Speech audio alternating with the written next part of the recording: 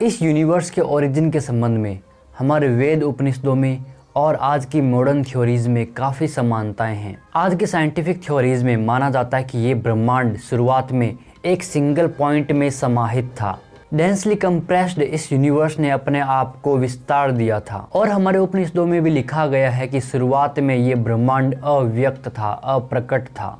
Beginning में ब्रह्मांड के एक सिंगल पॉइंट में कंप्रेस्ड होने की और हमारे उपनिषदों में आई अप्रकट की थ्योरी काफ़ी सिमिलर लगती है। तो क्या उन पश्चिमी वैज्ञानिकों ने ये थ्योरीज हमारे उपनिषदों से चुराई हैं, क्योंकि उपनिषद आज की थ्योरीज से काफ़ी ज़्यादा पुराने हैं, या क्या उन वैज्ञानिकों ने हमारे उपनिषदों से प्रेरणा ली थी? पश्चिम के बड़े बड़े वैज्ञानिकों ने यह स्वीकार किया है कि उन्हें कई आविष्कारों के कई थ्योरीज की प्रेरणा गीता और उपनिषदों से मिली है। पश्चिमी वैज्ञानिक गीता और उपनिषदों को अपना प्रेरणा स्रोत बताते हैं। उपनिषदों में आए हमारे ज्ञान को इनक्रेडिबल बताया गया है, लेकिन दुर्भाग्य है कि हम भारतीय उनके ज्ञान को नहीं समझते।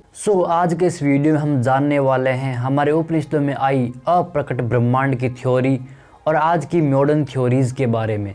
उन दोनों थ्योरीज की हम तुलना करके देखेंगे। हेलो नमस्कार दोस्तों, स्वागत है आपका अभिज्ञान में। हमारे उपनिषदों में हमारे और परमात्मा के बीच के गैप को खत्म कर दिया गया है। हमारे धर्म में ऐसा नहीं है कि एक बड़ा सा भगवान बड़े से सिंहासन पर बैठा है और हम सबको डरा रहा है। वहाँ पर तत्त्वम असि यानी कि वो तुम ही हो, इस संदेश के माध्यम से, इस सूत्र के माध्यम से बताया गया है कि हमारे और परमात्मा के बीच में कोई अंतर नहीं है। ये अंतर तब आ जाता है जब जीवात्मा के अंदर अहम यानी अहंकार आ जाता है और वो अपना अस्तित्व अलग मानने लग जाता है। अद्वैत के माध्यम से बताया जाता है कि हमारे और परमात्मा में कोई अंतर नहीं है। साथ ही अप्रकट ब्रह्म के माध्यम से, अव्यक्त ब्रह्म के माध्यम से भी ब्रह्मांड की थ्योरीज को समझाया गया है। पिछले 2-3 वीडियोज से हम इस अप्रकट ब्रह्म, अव्यक्त ब्रह्म के बारे में जान रहे हैं। तो चलिए इस वीडियो में भी कुछ ऐसे सूत्र, कुछ ऐसे मंत्र जो उपनिषदों में आए हैं उन्हें देखते हैं और जानते हैं अप्रकट और अव्यक्त ब्रह्म के बारे में। छांदोग्य उपनिषद में कहा गया है कि सदैव सौम्य देवमप्न आसीत, हे सौम्य, यह प्रकट होने से पहले भी सत्य था।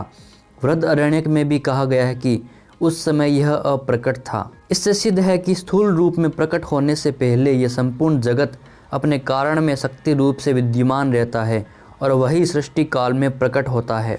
यहाँ पर मॉडर्न साइंस की एक थ्योरी यानी कि एक सिंगल पॉइंट में ब्रह्मांड के कंप्रेस्ड रूप से मौजूद होने को और यहाँ पर आई बातों को इनमें काफ़ी समानताएं दिखाई दे रही है। छांदोग्य में कहा जा रहा है कि यह ब्रह्मांड प्रकट होने से पहले भी मौजूद था अव्यक्त फॉर्म में। और बिग बैंग थ्योरी में भी कहा गया है कि ब्रह्मांड एक परमाणु के अंदर स्थित था और ब्लास्ट के साथ इसका विस्तार हुआ था। यानी कि एक परमाणु को हम अपनी चक्षुओं से नहीं देख सकते, वो अव्यक्त फॉर्म में था और बाद में व्यक्त हुआ।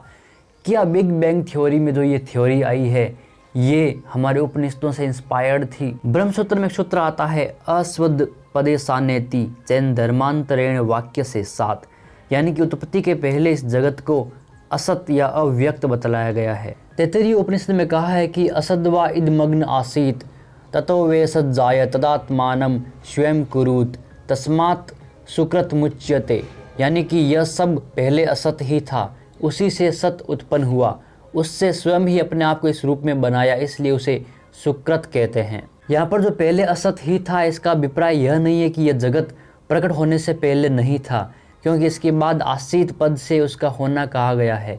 फिर उससे सत की उत्पत्ति बतलाई गई है। बाद में यह कहा है कि उसने स्वयं ही अपने को इस रूप में प्रकट किया है।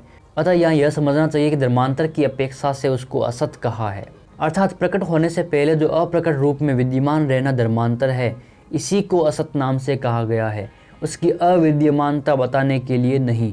इसका अर्थ है कि उत्पत्ति से पहले यह जगत असत यानी अप्रकट था, फिर उससे सत की उत्पत्ति हुई, अर्थात अप्रकट जगत अपने अप्राकट्य रूप धर्म को त्याग कर प्राकट्य रूप धर्म से युक्त हुआ, यानी अप्रकट से प्रकट हो गया। छांदोग्य उपनिषद में इस बात को स्पष्ट रूप से समझाया गया है। यहाँ कहा जाता है कि कोई कहते हैं कि यह जगत पहले असत ही था, अकेला वही था, दूसरा कोई नहीं, फिर उस असत से सत उत्पन्न हुआ। इतना कहकर श्रुति स्वयं ही अभाव के भ्रम का निवारण करते हुए कहती है कि किंतु हे सौम्य, ऐसा होना कैसे संभव है? असत से सत कैसे उत्पन्न हो सकता है?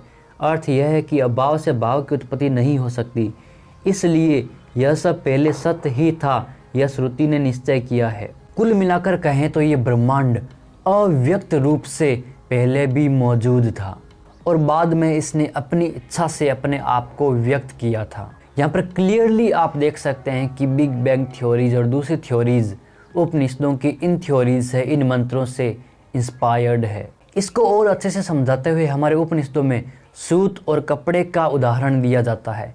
यानी कि सूत के अंदर वो योग्यता विद्यमान रहती है कि उससे कपड़ा बनेगा। सूत में कपड़ा अप्रकट रूप से मौजूद है। जब तक एक कारीगर आकर उस सूत से कपड़ा नहीं बना देता तब तक वो कपड़ा अप्रकट रहता है। जब तक कपड़ा शक्ति रूप से सूत में अप्रकट रहता है तब तक वह नहीं दिखता। वहीं जब बुनने वाले के द्वारा बुन लिए जाने पर कपड़े के रूप में प्रकट हो जाता है तब अपने रूप में दिखने लगता है। प्रकट होने से पहले और प्रकट होने के बाद दोनों ही अवस्थाओं में वस्त्र अपने कारण में विद्यमान है और उससे अभिन्न भी है। इसी प्रकार जगत को भी समझना चाहिए। वह उत्पत्ति से पहले भी उस पर ब्रह्म में स्थित है और उत्पन्न होने के बाद भी उससे अलग नहीं हुआ है। यानी कि ब्रह्मांड कभी भी उस पर ब्रह्म से अलग नहीं होता है। उसी पर ब्रह्म के अंदर इस ब्रह्मांड का विस्तार होता है और प्रलय होता है। आगे एक प्राण के उदाहरण के माध्यम से भी इसे समझाया जाता है। यथा च प्राणादि, यानी कि तथा जैसे प्राण और इंद्रियां स्थूल शरीर से बाहर निकलने पर नहीं दिखती तो भी उनकी सत्ता अवश्य रहती है, उसी तरह प्रलय काल में भी अव्यक्त रूप से जगत की स्थिति अवश्य है। यानी कि प्राण और इंद्रियों की सत्ता अवश्य है, लेकिन जब वो शरीर से निकल जाते हैं प्राण और इंद्रियां, तब वो दिखाई नहीं देते।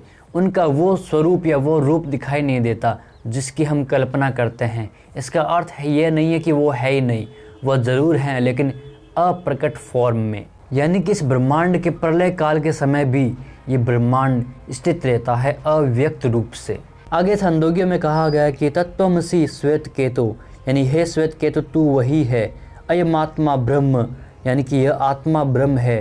तथा सेयम देवते मासितनो, देवता अनेनेव जीवे नानु प्रविश्य नाम रूपे व्याकरोत, यानी कि इस देवता यानी ब्रह्म ने तेज आदि तत्वों से निर्मित शरीर में इस जीवात्मा रूप से प्रवेश करके नाम रूपों को प्रकट किया। इसके सिवा यह भी कहा गया है कि त्वम स्त्री त्वम पूर्णमानासी रवम कुमार उत्या कुमारी, यानी कि तू स्त्री है, तू पुरुष है, तू ही कुमार है और कुमारी है। इससे स्पष्ट है कि ब्रह्म स्वयं ही जीव रूप से उत्पन्न हुआ। आगे ब्रह्म सूत्र में अधिकम तू भेद निर्देशात, इस सूत्र के माध्यम से ब्रह्म में और जीव में अंतर भी बताया गया है कि क्या अंतर है।